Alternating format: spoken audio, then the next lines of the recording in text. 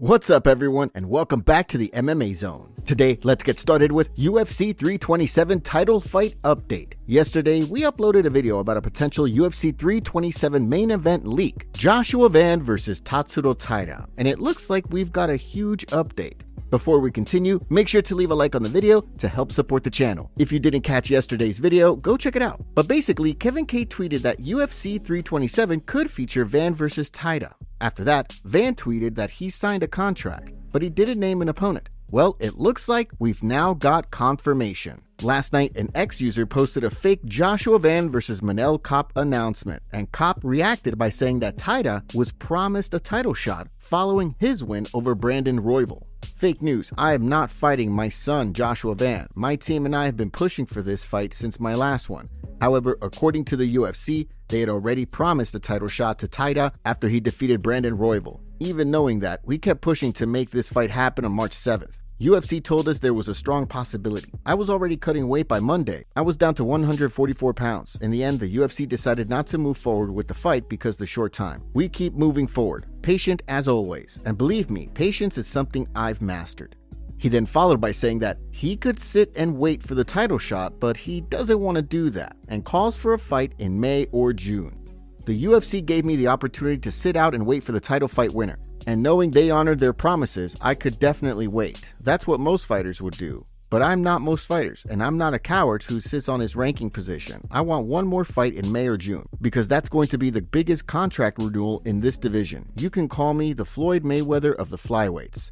New details on Islam Makhachev's next fight. The MMA world continues to play the waiting game in terms of when and who Islam Makhachev will fight next. But if you've built a shrine to the MMA gods in an effort to make Makhachev versus Ilia Topuria a reality, well, it ain't working. Well, not yet at least. Since Makhachev won the welterweight title last November by defeating Jack Della Maddalena, there's been plenty of talk about whether he'll fight Topuria, since they're two of the biggest names in the game. And hopes for that bout started to grow more recently, when Islam said he would be willing to fight Topuria at the White House if the UFC gives their blessing. But more recently, Islam's manager Ali Abdelaziz posted this via X. Just to be clear, Justin Gaethje is fighting next for the undisputed lightweight title. And if Topuria doesn't want, then Justin will fight for the undisputed title against whoever is next. And if Islam wants to give Topuria this whooping, then he will be the one who will choose where and when. But Islam's next fight will definitely be against a real welterweight. If you don't know, Ali also manages Justin Gaethje, and Topuria has signaled that he could be ready to fight soon, now that he's settled his out-of-the-octagon issues. So if Gaethje and Topuria do square off, it would make sense that Islam will fight an established welterweight next. Speaking of Makhachev, it looks like we might actually see him compete at the White House as he's thrown his name in the mix. During an interview for Arena Fight TV, Makhachev said this. If somebody wants, let's do it. I tell them I will be ready soon. If White House, of course I want to be in White House because there may be one and only we will make the fighting in White House. I want to be in history. Now I'm already make good money, which one enough for my family, and now I have everything before. It's also not coming in my dream, Now I just ready, I training every day, still hungry, still fighting, still want to be champion. All that aside, recently Gerald Meerschaert was a guest on the Casuals MMA podcast recently. During the show, he explained why Makhachev's stand-up game often gets overlooked. No, he's always had good stand-up. It's just he hasn't had to use it in a lot of his fights because the takedown's so easily there. Yeah. And he'll get in the clinch, he'll grab the gloves, he'll hit those little foot sweeps and stuff like that, or off-balance guys enough where it's not really any reason for him to throw any strikes. But then when those initial exchanges do get stopped, then he's got to jab him in the face 100 times. And jumping back to Abdelaziz, veteran MMA writer John S. Nash recently reported the following in relation to the antitrust lawsuit being brought against the UFC. After an apparently revolt by Ali Abdelaziz, Dominance MMA is refusing to comply with discovery requests in Johnson v. Zuffa. Plaintiffs are asking court to hold Dominance in contempt, compel production, and order Dominance to pay legal fees. Well, clearly Ali didn't care for how Nash went about reporting this, as he responded with this. Hey, you coward, at least have the decency to tag me. You and your website just want to be relevant. Loser. What do you make of Ali's response? Colby Covington in negotiations for UFC White House fight. Colby Covington went all of 2025 without fighting, but unsurprisingly, he's been pushing hard to get on the UFC's White House card. Fast forward to 2026, and the 37-year-old was recently a guest on the Hot Cakes and Hot Takes podcast. During the show, Covington confirmed he's in talks to fight on the historic June 14th White House card. When it came to who he wants to fight, he called out Paddy Pimblett, saying he looked terrible at 155. For UFC, do you have a timeline for when to go back? Where are you at? Yeah, I've been negotiating with the UFC for the White House card. That's the one that I want. I told them, like, this is important to my legacy and important to my career. This would be the biggest fight I've ever had. Is to fight on the South Lawn in front of the president would be the greatest honor of my career. So we're in negotiations right now. Bro, everybody you could want on this card is asking, let me get on it, let me get on it. Anybody you're thinking of? Yeah, I mean, I really like the fight with Paddy Pimblett. He had shown interest that he might want to come up a weight class to welterweight. He's cutting a lot of weight to get to 155. The kid weighs like 200. He looks like Even the doctors told him, they're like, dude, your organs are going to fail if you keep cutting to lightweight. Like, he's pretty much telling him, like, you need to go up a weight class. So I love that fight. Plus, it's a fight where it's an American versus, a British guy. Ooh. I don't want to fight an American guy on the American card of the 250th birthday of America. So while Covington is calling out Paddy and urging him to change weight classes, it looks like Bo Nickel is basically saying the same thing about Covington. Nickel reacted to the clip by writing, "Colby talks crap about me, then says he wants to move to 185. I say, okay, let's fight at the White House. Now he's trying to run away. What a wimp. Man up and take your beating." UFC updates. Now let's jump to some UFC and fight updates. As we recently covered, the UFC is heading back to Ottawa, Canada for a card on April 18th, and fights for the event continue to get reported. Recently, Marcel Dorff relayed that flyweights Mitch Raposo and Alan Nascimento will battle on that night. Nascimento is coming off a submission win over Cody Durden back in November, which extended the Brazilian's winning streak to 4. Raposo last competed in October, and he recorded a decision win over Azat Maksum. The American has gone 3-2 in his last 5 fights. And the Zach Likes MMA X account was recently the first to report that Jacoby Smith is set to fight Josiah Harrell at the UFC's February 21st card in Houston. Smith was originally booked to fight welterweight Seok-Young Ko at the event, but the South Korean fighter was forced to withdraw. Smith is coming off a submission victory over Nico Price last June, which moved the American's record to a perfect 11-0. Harrell, meanwhile, will be making his official UFC debut nearly 3 years after he was supposed to in 2023. Harrell agreed to fight Jack Della Maddalena on short notice, but his pre-fight medical tests revealed he was dealing with a rare brain disease. As a result, the fight was canceled and Harrell's fighting career was in serious doubt. He decided to undergo a surgical procedure as a means to save his career, which involved temporarily removing part of his skull. Yes, you heard that right. The procedure worked, and Harrell will be looking to move his record to 12-0 at the upcoming event. Matt Brown, who is one of Harrell's coaches, posted the following comment on IG in response to the news. "My bro Josiah Harrell is officially signed to UFC. Watch him ascend to the top and show the world a new level of violence."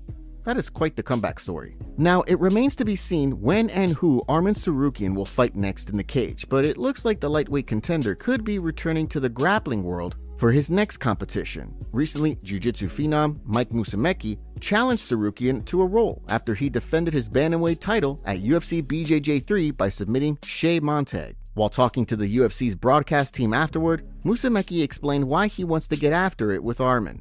I really want to fight Arman. Not fight. Definitely not fight. Let's change the F word out of this one. Grapple Arman. He's incredible, but he called out my friend Tom Hardy in a grappling match. And my friend Tom Hardy is an actor that's a purple belt. Like, he was a purple belt, now he's a brown belt. Congrats, Tom. But I just don't like that he did that. Like, he could grapple actually a grappler. I'm lighter than him, so I'll just go up and face him. Like, that would be a really fun match for everyone. Can I face him? He's so much bigger and stronger. Can I beat him? We'll see. And when would you want that to happen? What's the timeline for that? Send me a location.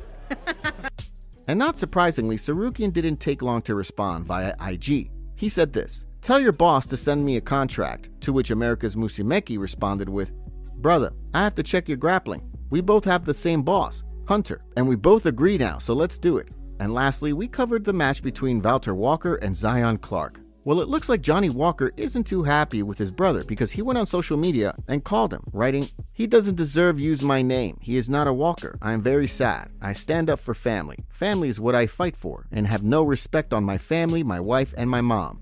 He want me to left my pregnant wife at home after he said bad about her online? To come and support him to fight a disabled man? Ashamed. Very ashamed. Take my name out of yours. I am ashamed. He is choking an indefensible guy 4 times lighter than him and without leg. Very disrespectful. Take someone of your size. You are shameful for the Walker legacy. Walter Walker. This is why I did not come to this fight. It wasn't a fight. It was I can't even give it a name. Can someone tell me what it was, please?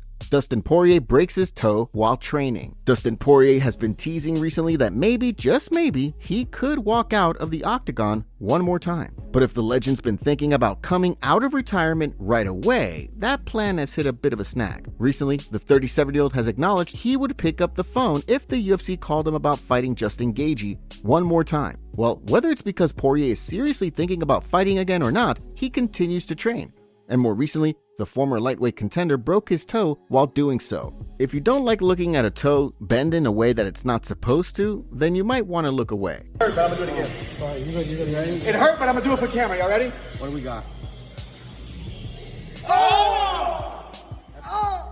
Daniel Cormier reacts to Michael Page's situation. Recently, Michael Page didn't hold back in expressing his bewilderment and frustration about the fact that he's been booked to fight Sam Patterson next. Well, one of the many people who has since weighed in on the situation is Daniel Cormier.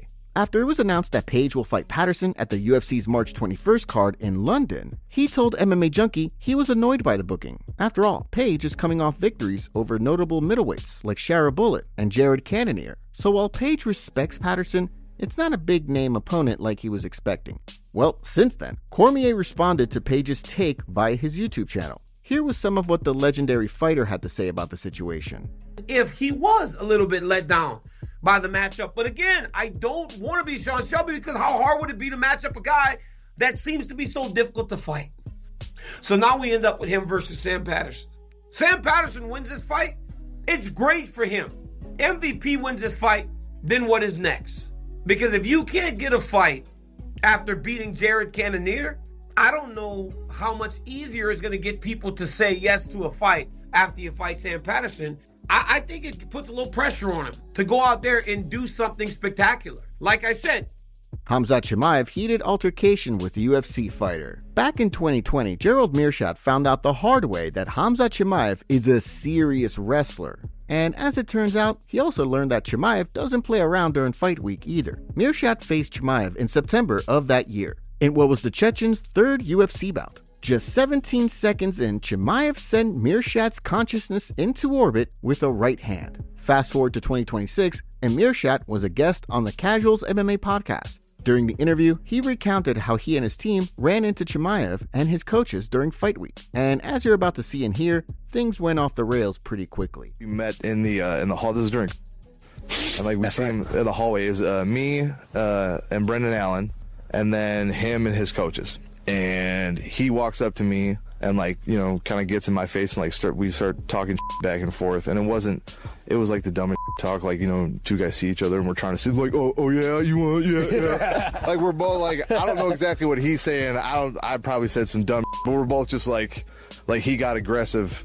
And I was kind of like, who no, I'm not getting aggressive in a hallway. And I had posted the Thomas the Tank Engine meme, which I thought was hilarious. But obviously, comedic standards in different parts of the world are different. He might have taken that as disrespectful. Speaking of Khamzat, on a recent episode of the Overdogs podcast, Gordon Ryan and Joaquin Buckley appeared together. During the episode, Ryan broke down what he thinks is a tactical approach to beating Khamzat's style. You see everyone tries to do one Granby, like DDP versus Khamzat. You saw DDP try to do one Granby, and Khamzat followed and would cover his hips and keep him broken down. But the integration of heisting back up to your feet, and then when the guy goes, because their whole thing is they take their hands up nice and high behind your arms, and they go into rear chest locks, and they put your hands back on the ground. So every time you try to get up, your hands go to the floor, so you're carrying their body weight, and you can't stand up to start breaking their hands apart or to turn around and hit them. Because they can hit you because your hands are on the floor, but their hands are on you. So they can hit you, but you can't touch them. And so the combination of heisting, when the weight is leaning back, and then when the weight goes to lean forward towards your hands, and he goes to drive forward towards you, going into Granbies and using a series of Granbies and heists to get up and away, is like the best combination. And then throwing submissions in there where like you can roll to leg locks off of those Granbies, or like, you know, use it to go to triangles, things like that. It didn't take long for Khamzat to see the post because he reacted by writing, "Big." Then Buckley replied, "Khamzat, let's get you on the show explaining why it's." And Khamzat fired back at him, writing, "Buckley, you too, same." And that'll wrap up our video today. Make sure to subscribe and turn on notifications to never miss a video. We'll see you all tomorrow.